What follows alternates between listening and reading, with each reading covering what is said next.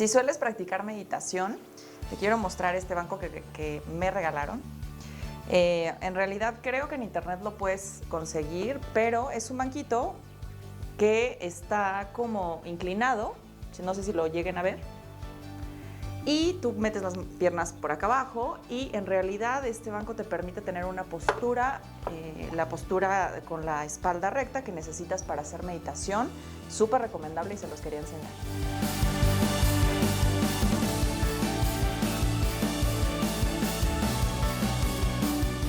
He estado pensando mucho acerca del video que salió la semana pasada en donde hablé de feminicidios, homicidios y hominicidios, ¿no?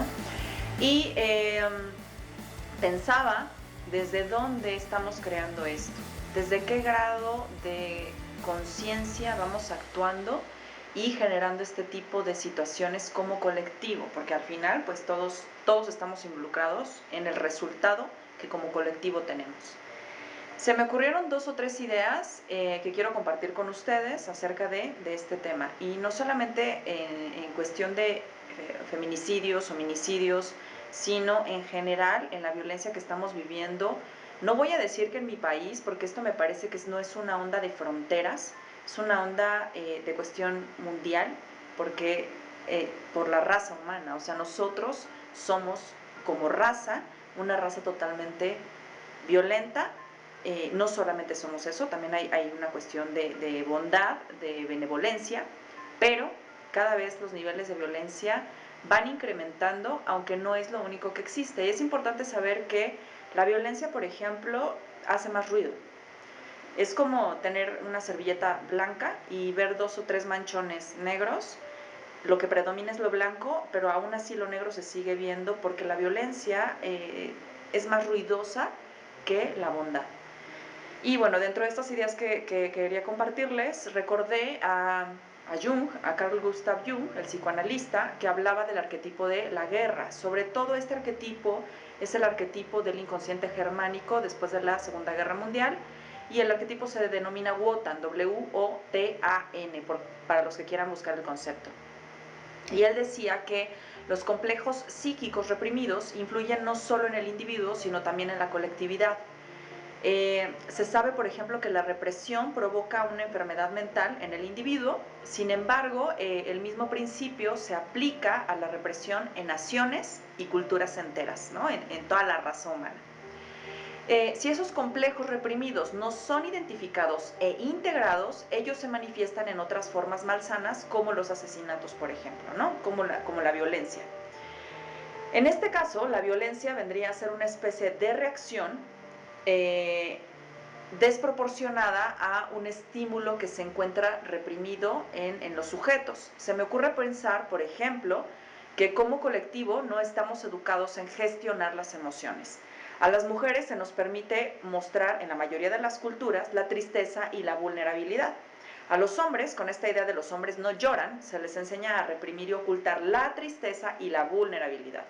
Sin embargo, fíjense los verbos que utilicé: mostrar y ocultar, cuando lo ideal sería que nos enseñaran a gestionar. ¿Por qué? Porque nosotros vamos creciendo físicamente, vamos creciendo intelectualmente porque se nos manda a la escuela, nos van educando, nos van amaestrando, y no se nos va enseñando qué hacer con las cuestiones emocionales. Al niño se le dice, los hombres no lloran, eres machito, levántate, no te quejes, y a las niñas, pues la niña es débil, la niña es sumisa.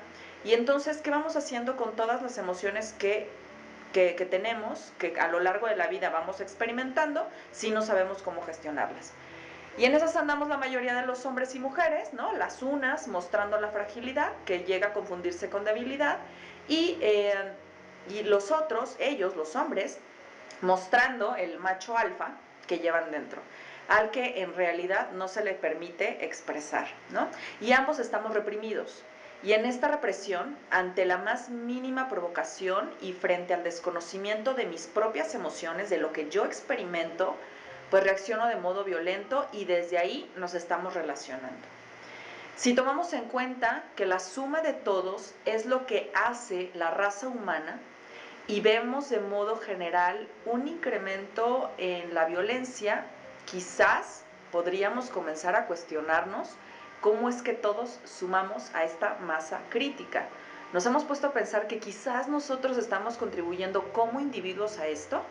Pensamos de pronto que nuestras pequeñas acciones no impactan a lo macro, que mi individualidad no abona a la colectividad, que el hecho de que yo juzgue o viole ciertas reglas, les hable mal, por ejemplo, a mis subordinados, o tenga un diálogo interior negativo, no contribuye para nada a generar en esta masa crítica, ¿no? La noticia es que sí, que la violencia, el arquetipo de la guerra, está interiorizado en cada uno de nosotros.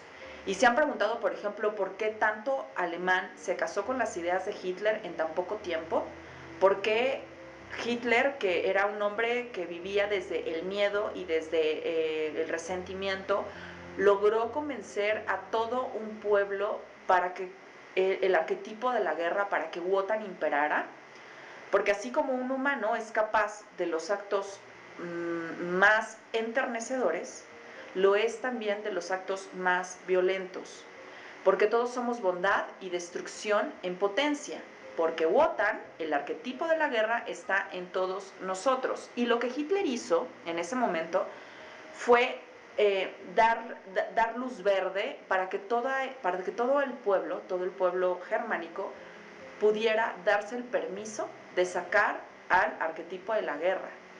Esos mismos seres que años antes eran los seres más pudieron haber sido los seres más bondadosos y que ni siquiera ellos mismos sabían cómo tenían interiorizada esa violencia. No es que ellos hayan nacido violentos, es que se les dio el permiso de externar su nivel de violencia. La diferencia es que unos eligen educar a este arquetipo, otros mostrarlo, por ejemplo, en forma de chisme, de gritos, de prepotencia, y otros simplemente lo dejan a rienda suelta. Y está comprobado que la mayoría de los asesinos, de los violadores o de la gente más perversa, de la gente que señalamos como más perversa, tienen historias de abuso. Fueron niños maltratados y desconectados de su esencia divina, de su esencia amorosa. Recordemos que todos estamos en este plano aprendiendo. Ese violador, ese asesino, con su nivel de desarrollo de conciencia, también fue un niño herido, también fue un niño falto de amor, que no conoce otro modo de relacionarse. Y claro que podríamos pensar que siempre hay opciones de elegir, sí, y alguien que tiene el ego bien educado, pues no comete tales atrocidades, tales actos, pero no todos tenemos ese mismo nivel de conciencia. Y desde ahí podemos comenzar a comprender que juzgar los actos más perversos nos coloca en una postura de condena en vez de intentar observar y comprender los hechos sin el señalamiento violento y sin la sed de castigo y de venganza. No estoy diciendo que la gente que delinque pueda andar por ahí, por la vida, sin tener una sanción por sus actos, porque pues pobrecitos, ellos también sufrieron. No, no estoy diciendo eso. Lo que estoy diciendo es que ante estos sujetos solemos erigirnos como los que señalamos y condenamos, ¿no? Pensando que ellos salieron de la nada, como por generación espontánea, y no de una sociedad que les dio cabida mediante sus sistemas de educación, cultura y de relación, sociales relacionales. Cuando yo violento en pequeña escala, tengo el mismo impulso que el que abusa, que el que maltrata, que ese mismo que yo señalo y que veo como separado de mí. No sé si recuerdan esta película del Dr. Jekyll y Mr. Hyde. Él era ambos, él era la nobleza, él era un hombre tranquilo que tenía la sombra interiorizada, y su sombra manifestaba un nivel de violencia que podía llegar a actos atroces como el asesinato, y ambos era el mismo sujeto. Nosotros también lo somos, solo que algunos tenemos un límite, una automoderación, ¿no? Interior, que nos va diciendo, que nos va guiando, que no puedo violentar al otro, o que me doy cuenta si estoy abusando y me autolimito. Otros no lo tienen, otros no tienen este nivel de conciencia. Y esto es otra cosa importante, es que ver que cuando condenamos, estamos actuando desde el miedo, porque el miedo es lo opuesto al amor, es la única emoción que es opuesta al amor. Si no reconozco esto, no integro, y si no integro, sigo reprimiendo, y reprimir me convierte en una olla express muy peligrosa. Entonces expreso sin juzgar, pero desde el amor. Y bueno, Carla, luego, ¿qué onda? ¿Qué podemos hacer con esto? Pues nada, la solución para combatir la violencia y el odio no es más que el amor. El amor es la clave, el amor es la respuesta, siempre será la clave. ¿Amor a quién? Primero a nosotros mismos y después a los otros. Comenzar por dejar de excluirnos y pensar que unos somos mejores y otros peores, porque este sistema de pensamiento no es más que un reflejo de la locura colectiva. Y esto, por ejemplo, cuando las personas tienen, en el caso de las personas que se creen demasiado espirituales, esto se le llama ego espiritual, esto es muy peligroso, porque a la medida que yo creo que mi espiritualidad es mucho más elevada y que eso me convierte en una mejor persona que los demás, ahí ya estoy totalmente desconectado de verdaderamente el objetivo primordial que tiene la espiritualidad, que es poder amar al otro como me amo a mí mismo y poder tratar al otro y darle al otro la calidad de pensamientos que yo me doy a mí mismo y la calidad de actos que yo me doy a mí misma. Otra cosa que podemos hacer es comenzar a identificar y gestionar nuestras propias emociones. Si, por ejemplo, en el enojo suelo simplemente reprimirme y ocultarlo, no expresar, debo saber que siempre va a salir de alguna manera o con algún síntoma. Si lo oculto, puede ser muy peligroso y esta violencia que le hago, por ejemplo, a mi cuerpo mediante el síntoma es algo también que debo de empezar a reconocer.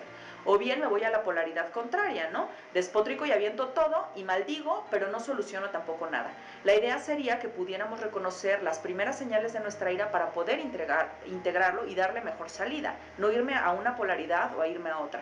Permitirme sentir el enojo para manifestar lo que deseo sin tener que llegar a estos extremos. Otro ejemplo es el miedo. Por miedo puedo llegar a tener reacciones exacerbadas.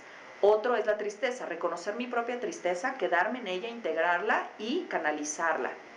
Entendamos algo, las emociones tienen como objetivo guiarnos, no dañarnos, son naturales, nos hacen humanos y si logramos identificarlas, es más fácil que funcionemos desde un nivel vibracional más elevado y que como colectivo vayamos sanando estos impulsos destructivos. La invitación entonces, gente, familia, amigos, está en que cada día nos podamos volver más y más capaces de desarrollar la tolerancia y la compasión. Nuestro mundo verdaderamente la necesita. En la medida en que nosotros vayamos teniendo conciencia de que los pequeños actos que vamos haciendo impactan a mi colectivo, porque soy co-creador de la sociedad, de la raza humana sin fronteras, en esa medida nosotros podemos darnos cuenta que sí tenemos la paz en nuestras manos. Y pues bueno, eso es todo por hoy. Espero que este video les haya gustado. Por favor, compartan, suscríbanse al canal, denle like, chequen todas las redes sociales y hagamos de esta una familia muchísimo más grande. Feliz domingo, les mando un beso, chao.